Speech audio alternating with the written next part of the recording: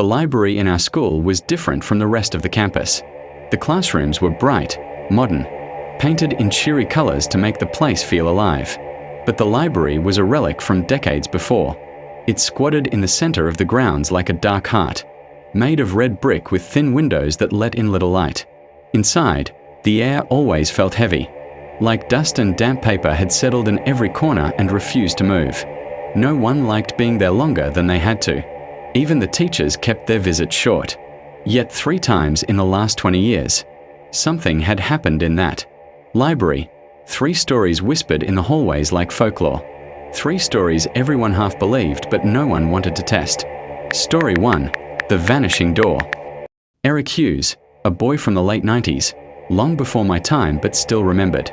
Eric wasn't a good student, and he hated being told what to do.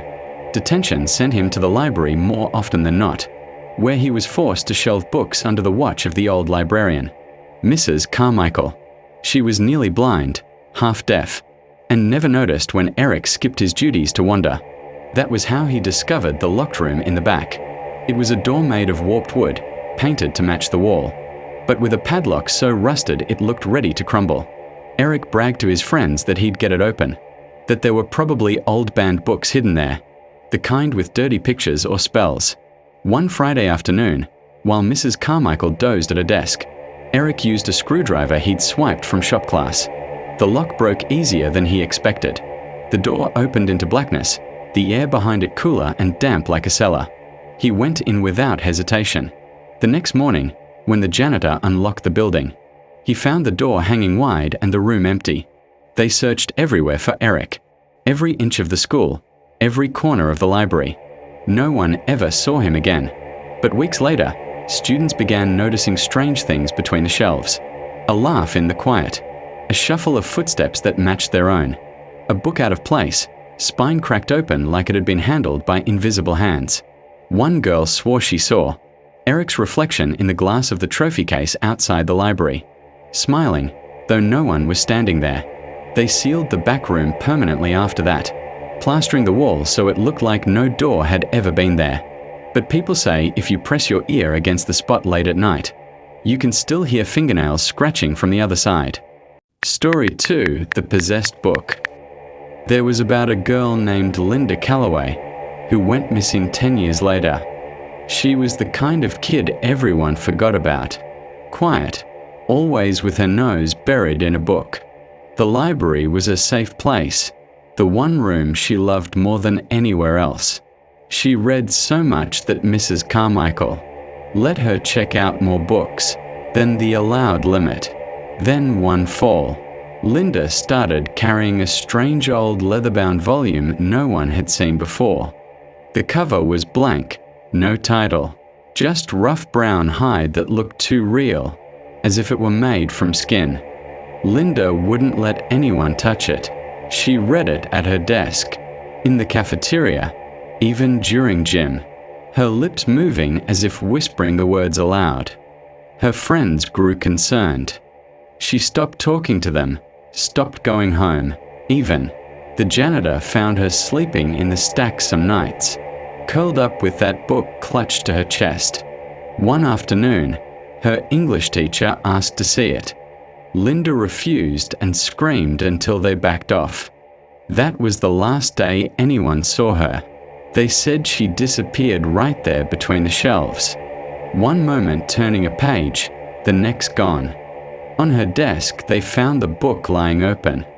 The pages inside were filled with cramped, jagged handwriting. None of it legible except for a single repeated line that grew darker and darker toward the end. You are already mine. The book vanished a day later. Since then, kids sometimes find slips of paper tucked inside other books in the library, scraps covered in the same jagged hand. They always say something different. Your name, the name of your friend, sometimes just a date that hasn't come yet. One boy swore he found his own handwriting in one, words he never wrote. A week later, he transferred to another school and refused to ever step foot near the library again. Story 3. The Library Dare. It is the one no one likes to tell, because it happened most recently. Last year, right before graduation, a senior named Thomas Bell decided to spend the night in the library as a dare. He was popular, the kind of kid who laughed off ghost stories, the kind who needed to prove himself tougher than everyone else. His friends locked him in after hours, leaving him with nothing but a flashlight and a sleeping bag. He filmed part of it on his phone, joking about the haunted library, and promising to show the world how fake it all was. The next morning, the janitor opened the doors and found Thomas's flashlight lying on the floor, its beam still faintly glowing. His phone was beside it. The video was still recording. It showed Thomas laughing at first, making faces into the camera, then wandering the aisles as the lights flickered. Around midnight, the joking stopped. He whispered that he heard someone moving, that the books were shifting.